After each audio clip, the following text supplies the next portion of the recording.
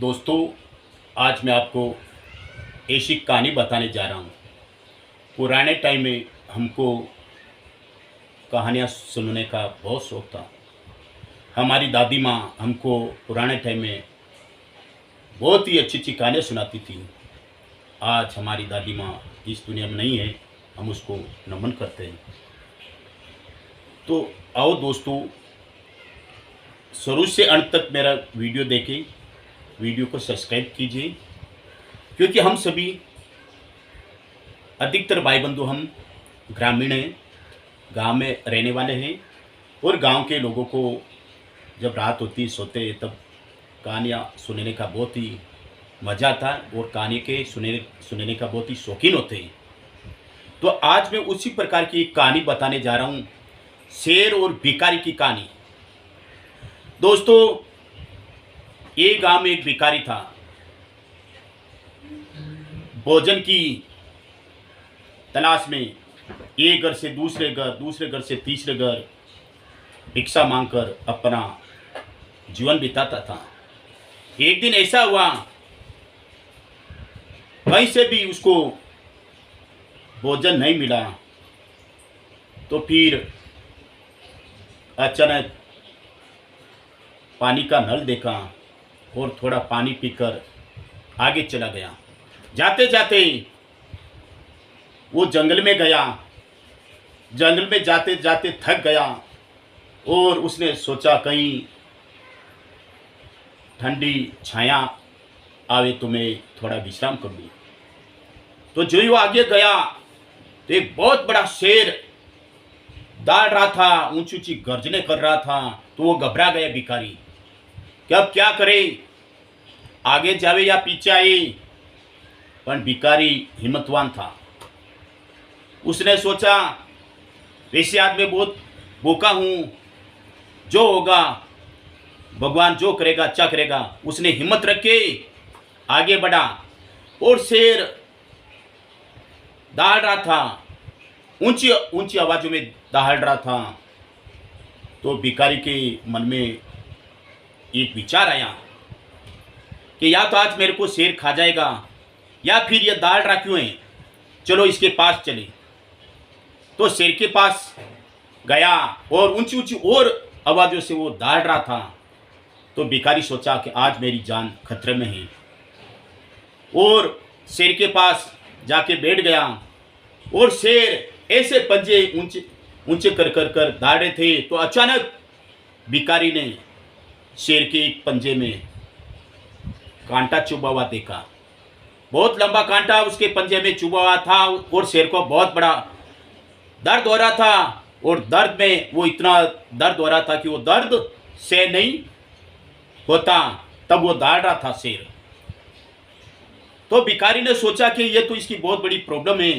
तो भिखारी ने धैर्य से शांति से उस पंजे में चुभे हुए कांटे को धीरे धीरे करके जोर लगा के उसको बाहर निकाला। जो ही बाहर निकाला, शेर को शांति हो गई और उसका दर्द कम हो गया और वो गहरी नींद में सो गया शेर। और भिखारी आगे बढ़ता गया और कहीं से थोड़ा भोजन मिला तो उसने भोजन किया और अपना गुजारा करता रहा। एक दिन ऐसा हुआ कि उसी शहर में चोरी हो गई थी और उसके राजा ने आदेश दिया अपने मंत्रियों को, जाओ चोर के पकड़ के लाओ। तो मंत्री गए, चोर तो मिला नहीं और उसी भिखारी को पकड़ के लाए और कहा, राजा साहब यही चोर है जिसने चोरी की। भिखारी ने बहुत निवेदन किया, हाथ जोड़ा, राजा साहब मैंने चोरी नहीं की, मैं भिखारी हूँ, मैं चोरी करके क्या करूँगा, मेरे को तो बस भरपेट भोजन चाहिए। परंतु राजा नहीं माना और अपने मंत्री को बोला कि इसको बड़ी से बड़ी सजा दी जाए। अब भिखारी क्या करता, राजा का सामना नहीं कर सकता था। तो एक सभा बुलाई राजा ने, बोला इस भिखारी को कड़ी से कड़ी सजा देना, ताकि इस सजा को देकर कोई भी हमारे शहर में कोई चोरी का नाम नहीं ले, कोई चोरी नहीं करे। तो सभी की सलाह ली कि इसको क्या सजा दे। तो किसी ने कहा बंदूक से गोली मार दो, किसी ने कहा फांसी दे दो, किसी ने कहा भूखे प्यासे इसको ईंट भी ना रखो, और किसी ने कहा कि भूखा शेर के सामने इसको फेंक दो पिंजरे में। अलग अलग सलाह आई। तो राजा ने माना कि इसको ऐसी हम सजा देंगे ताकि सब देख के चोरी का नाम नहीं लें। तो एक 10-15 दिनों से भूखा एक शेर को पकड़ के लाया और पिंजरे में डाल दिया, और वो शेर भूख से गरज रहा था, दाल रहा था, क्योंकि उसको भूख लगी हुई थी। और गांव में घोषणा करवा दी कि सभी आज इस चोर को चोरी देखने के लिए आए, ताकि इसको जो सजा मिल रही है वो देख के कोई चोरी का नाम नहीं ले। तो पूरे गांव के शहर के लोग इकट्ठे हो गए और देखने लगे कि आज इसको सजा मिल रही है, देख के कौन सी सजा मिल रही है। भिखारी को पकड़ के लाया और भूखे पिंजरे में शेर था उसको दिखाया, और उसको मालूम पड़ गया कि मेरे को आज भूखे शेर के सामने फेंकेगा, और भूखा शेर 10-15 दिनों से भूखा है, मेरे को खा जाएगा। जो होने वाला था भगवान ने जो किस्मत में लिखा वो कभी टलता नहीं है। सभी भीड़ इकट्ठी हो गई और पिंजरे का दरवाज़ा खोला और भिखारी को पिंजरे में डाल के दरवाज़ा बंद कर दिया। आप देखो आगे क्या घटना होती है, क्या भगवान की इच्छा होती है। भिखारी इधर उधर भाग रहा था, शेर उसके पिंजरे में इधर उधर पीछा कर रहा था, कभी उसका पैर पकड़ रहा था और कभी उसका हाथ पकड़ा था और खाने की कोशिश कर रहा था। और भिखारी इतना घबरा गया तो वो पिंजरे में दौड़ते घूमते घूमते और थक गया, थक के लेट गया और सोचा कि आज जो भी होगा, आज मेरी मौत होगी या शेर खा जाएगा तो खा जाएंगे, क्या करे भिखारी। तब वो शेर था जिसने भिखारी ने चुभे हुए कांटे को निकाला था। शेर उस भिखारी को पहचान लिया और भिखारी शेर को नहीं पहचाना। शेर को आभास हो गया कि ये वही बंदा है जो जंगल में मैं दौड़ रहा था, मेरे बहुत बड़ा कांटा मेरे पंजे में चुभ गया था और बहुत भारी दर्द हो रहा था और इसने मेरे दर्द को दूर किया, कांटा निकाला, ये वही बंदा है। शेर ने पहचान लिया और भिखारी शेर को नहीं पहचान सका। अब लोग तालियां पीट रहे हैं कि अब शेर देखो इस भिखारी को खाएगा और मार डालेगा।